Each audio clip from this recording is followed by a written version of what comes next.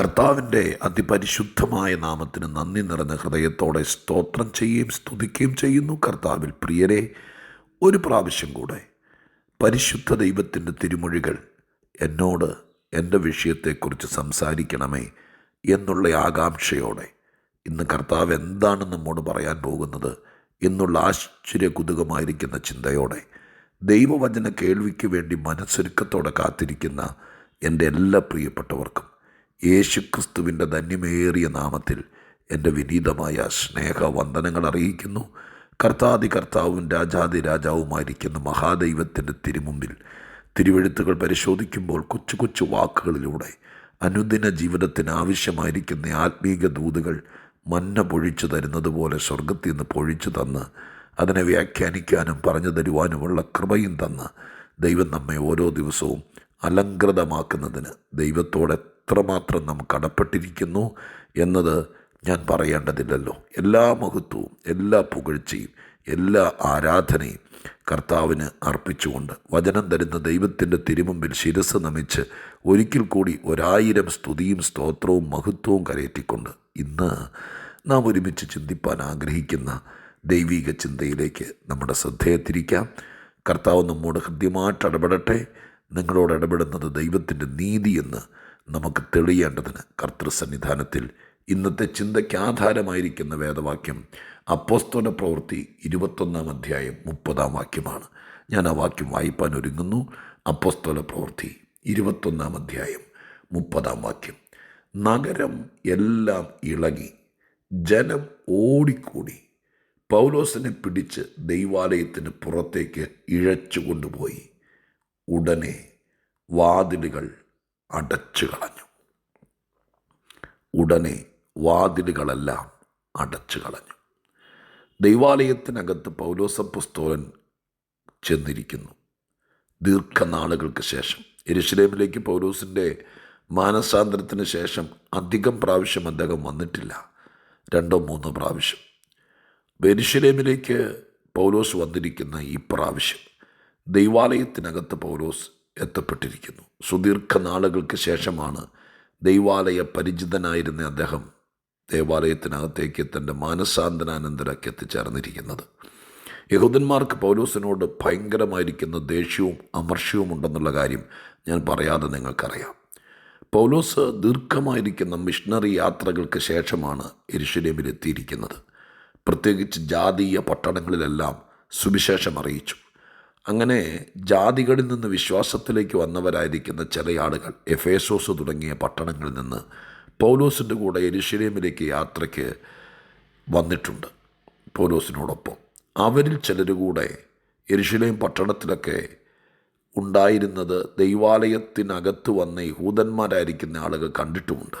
അപ്പോഴാണ് പൗലോസ് ദേവാലയത്തിനകത്ത് നിൽക്കുന്നത് കാണുന്നത്. ഈ കാഴ്ചയിൽ യഹൂദന്മാരുടെ ചോര തിളച്ചു. അവർ പൗലോസിന് നേരെ കാട്ടുചെന്നായ്ക്കൾ കൂടി വരുന്നത് പോലെ അട്ടഹസിച്ചുകൊണ്ട് അടുത്തു. അങ്ങനെ പൗലോസിനെ വളഞ്ഞിട്ട് ആക്രമിക്കാൻ തുടങ്ങിയാണ്. അങ്ങനെ വിശുദ്ധ സ്ഥലം തീണ്ടിച്ചവനാണിവൻ, ജാതികളെ കൊണ്ടുവന്ന് ദൈവാലയത്തിൽ കയറ്റി എന്നൊക്കെ പറഞ്ഞ് ഭയങ്കരമായിരിക്കുന്ന ആരോപണങ്ങൾ ഉന്നയിച്ചുകൊണ്ട് പൗലോസിന് വിരോധമായി ഭയങ്കരമായിരിക്കുന്ന വിപ്ലവം നടക്കുന്നു.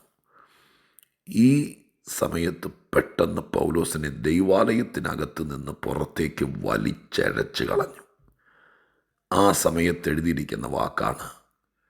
അത് ദൈവാലയ വാതിലുകൾ അടയ്ക്കേണ്ട സമയമാണോ, അതെയോ പെട്ടെന്നുണ്ടായിരിക്കുന്നൊരു ആഭ്യന്തര പ്രശ്നത്തിൻ്റെ വെളിച്ചത്തിൽ വാതിലുകളൊക്കെ അടച്ചതാണോ? ആ വിവരം കൃത്യമായിട്ട് ആ സമയകൃത്യതയൊന്നും എനിക്ക് മനസ്സിലാകുന്നില്ല. പക്ഷെ ഇന്ന് ഈ ഭാഗം വായിക്കുമ്പോൾ ഒരു കാര്യം ദൈവത്തിൻ്റെ ആത്മാവിൽ ഞാൻ ഭക്തന്മാരോടും വിശുദ്ധന്മാരോടുമുള്ള ബന്ധത്തിൽ ഗ്രഹിക്കുന്നു. ദൈവാലയത്തിനകത്ത് വെച്ച് ഈ പൗലോസിനെ അവർ ശക്തമായിട്ട് പീഡിപ്പിക്കുകയും ഉപദ്രവിക്കുകയൊക്കെ ചെയ്യാൻ തുടങ്ങിയിരുന്നെങ്കിൽ ഒരുപക്ഷെ പുറത്തുള്ള ആരും അതറിയാതെ പോയേനെ. പൗലോസിൻ്റെ ജീവൻ ഹാനികരമായനെ. അതിനകത്ത് വെച്ച് ഈ ഭക്തനെ ചിലപ്പോൾ ഉപദ്രവിച്ചവർ കൊന്നേനെ. പക്ഷെ ഉപദ്രവം നേരിടേണ്ടി വന്നു, പ്രതിസന്ധികൾ അഭിമുഖീകരിക്കേണ്ടി വന്നെങ്കിലും ആരൊക്കെയോ കൂടി പൗലോസിനെ ദൈവാലയത്തിനകത്തു നിന്ന് പുറത്തേക്ക് വലിച്ചഴച്ചു. പെട്ടെന്ന് വാതിലുകളെല്ലാം അടച്ചു കളഞ്ഞു. വാതിലുകൾ അടയുന്നതിനേക്കാൾ മുമ്പ് ഈ മനുഷ്യനെ ആ വലിയ അപകട സാധ്യതയിൽ നിന്ന്, ആ വലിയ ദൈവാലയത്തിൻ്റെ ഉൾമുറിക്കകത്ത് വെച്ച് ഒരുപക്ഷെ ഇല്ലാതാക്കി കളയാൻ പറ്റുന്ന സാഹചര്യത്തിൽ നിന്ന് ഇവരെ വലിച്ചഴച്ച് പുറത്തേക്ക് കൊണ്ടുവരാൻ ദൈവമായ കർത്താവ് ഒരു നിയോഗം പോലെ ഈ മനുഷ്യൻ്റെ ജീവന് ഹാനി വരാതിരിക്കേണ്ടതിന് ആരൊക്കെയോ എടുത്തോണ്ടല്ല, നടത്തിക്കൊണ്ടല്ല, വലിച്ചടച്ചാണെങ്കിലും പുറത്തേക്കിട്ടല്ലോ. പുറത്തേക്കിട്ടതിന് ശേഷമുള്ള സംഭവങ്ങൾ ആക്രോശിച്ചു, അട്ടഹസിച്ചു, അല്പം ചില ഉപദ്രവങ്ങൾ നേരിട്ടെങ്കിലും പെട്ടെന്ന് റോമൻ സൈന്യത്തിൻ്റെ സഹസ്രാധിപൻ രംഗത്തെത്തുന്നു. പട്ടാളം പൗലോസിനെ കയറി പിടിക്കുന്നു. അവിടെ എഴുതിയിരിക്കുന്ന വാക്കുകൾ വെച്ച് നോക്കുമ്പോൾ പൗലോസിനെ അവർ എടുത്തുകൊണ്ട് എന്ന വണ്ണം വേണം വിചാരിക്കാൻ. അതെ, 36 വാക്യം വായിക്കുമ്പോൾ അങ്ങനെ തന്നെ എഴുതിയിരിക്കുന്നു. പൗലോസിനെ പട്ടാളത്തിന് എടുക്കേണ്ടി വന്നു. ചുമന്നുകൊണ്ട്, എടുത്തുകൊണ്ട് അകത്തേക്ക് സുരക്ഷിത സ്ഥാനത്തേക്ക് കയറേണ്ടി വന്നു. പ്രിയപ്പെട്ടവരെ, ഇതൊരു ചരിത്രമാണ്, ഒരു സംഭവമാണ്. ഇതിനകത്ത് ആത്മീകമായിരിക്കുന്ന കൽപ്പനകളോ ഉപദേശങ്ങളോ ഒന്നുമില്ല. പക്ഷേ ഈ ഭാഗങ്ങളെല്ലാം കൂടി കൂട്ടി വായിച്ചപ്പോൾ ഇന്ന് ഞാൻ ദൈവത്തിൻ്റെ തിരുസന്നിധിയിലിരുന്ന് എൻ്റെ മനസ്സ് ചിന്തിച്ച ചില കാര്യങ്ങൾ പറയാം. ദൈവമായ കർത്താവ് ഒരു ദൈവഭക്തനോടുള്ള ബന്ധത്തിൽ ഏത് സ്ഥലത്ത് എത്ര വലിയ പ്രതികൂലങ്ങളുടെ നടുവിൽ, പ്രയാസപ്പെടുത്തുന്നവരുടെ നടുവിൽ, ഇല്ലാതാക്കാൻ വേണ്ടിയിട്ട് കൈക്കരുത്തുള്ളവരുടെ നടുവിൽ ചെന്ന് പെട്ടാലും അതിൻ്റെ നടുവിലും ദൈവമായ കർത്താവിൻ്റെ ഭയങ്കരമായിരിക്കുന്ന കരുതലും നടത്തിപ്പും സൂക്ഷിപ്പും ഉണ്ടെന്നുള്ള കാര്യം ഈ ഭാഗത്ത് നമുക്ക് നന്നായി മനസ്സിലാക്കാൻ കഴിയുന്നു.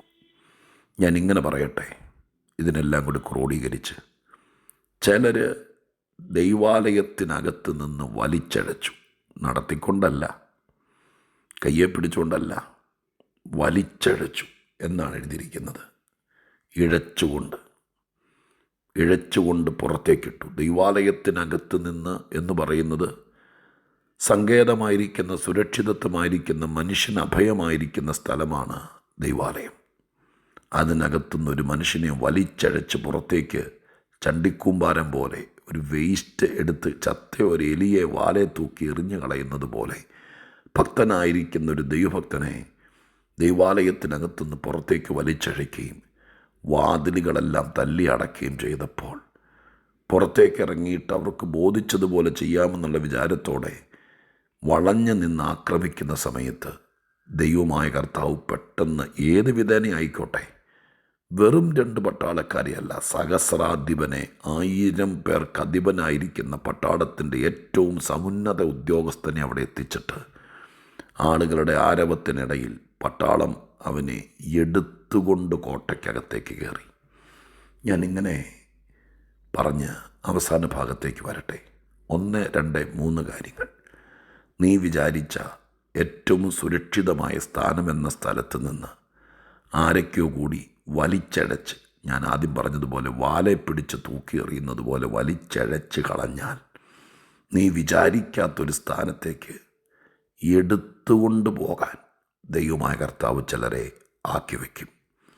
കർത്താവിൻ്റെ നാമത്തിൽ ഞാൻ ഈ മാസാരംഭ ദിവസങ്ങളിൽ പ്രത്യേകം പറയുന്നു, കരുതേണ്ട, സുരക്ഷിതത്വം തരേണ്ട, ചേർത്ത് പിടിക്കേണ്ട, പ്രതീക്ഷിച്ച സ്ഥാനത്ത് നിന്ന് ചിലർ കൂടി തള്ളിയിറക്കുമല്ല, വലിച്ചഴച്ച് കളഞ്ഞാലും, അതിൻ്റെ പുറകിൽ വാതിലുകളൊക്കെ അടച്ചു കളഞ്ഞാലും, വീണ്ടും ഇല്ലാതാക്കാൻ വേണ്ടിയിട്ടുള്ള ഭയങ്കരമായിരിക്കുന്ന പരാക്രമങ്ങൾ ആരൊക്കെ കാട്ടിയാലും ആ സ്പോട്ടിൽ ദൈവമായ കർത്താവ് നിന്നെ എടുത്തുകൊണ്ട് ഒരു സുരക്ഷിത സ്ഥാനത്തേക്ക് എത്തിക്കാൻ വിചാരിക്കാത്ത ചിലരെ ദൈവമായ കർത്താവ് അവിടെ എത്തിപ്പാൻ വിശ്വസ്തനായ ദൈവമാണ്.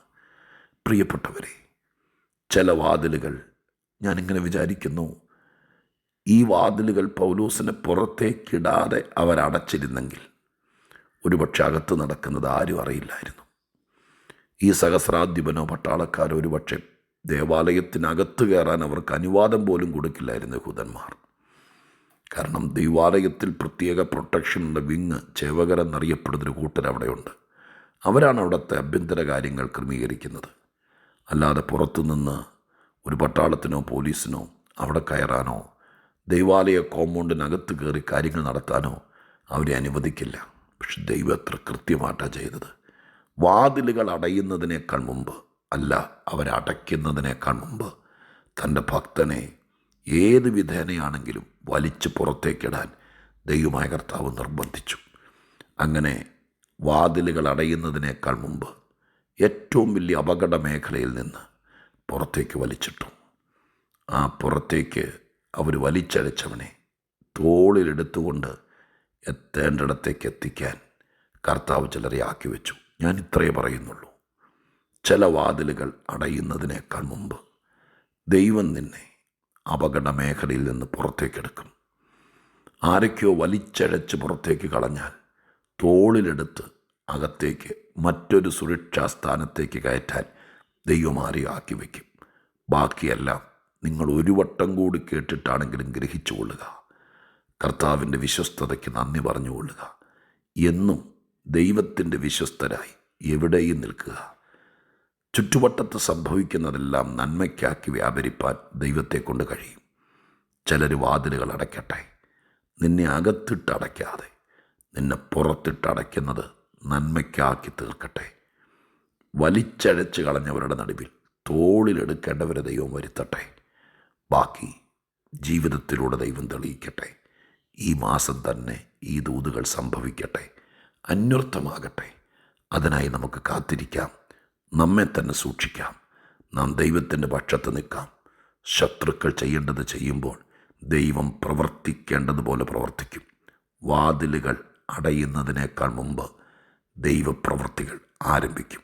വിശ്വസിച്ചു, ബാക്കി ദൈവം പ്രവർത്തിക്കും. പരിശുദ്ധ ദൈവമേ, ഞങ്ങളുടെ സ്വർഗീയ പിതാവേ, അനുഗ്രഹിക്കപ്പെട്ട ഈ നല്ല ദിവസം പൗലോസ് അപ്പോസ്തലൻ്റെ ജീവിതത്തിലെ ഏറ്റവും നിർണായകമായിരിക്കുന്നൊരു സംഭവത്തിൽ നിന്ന് ഞങ്ങൾ കാര്യങ്ങൾ ഗ്രഹിക്കുന്ന കർത്താവേ, ഒരു കൂട്ടം ആളുകൾ വലിച്ചടിച്ച് പുറത്തേക്കെടുത്ത് എറിഞ്ഞപ്പോൾ മറ്റൊരു കൂട്ടത്തെ തോളിൽ ചുമന്ന് അകത്തേക്ക് കയറ്റാൻ ദൈവം കണ്ടുവച്ചിരുന്നു.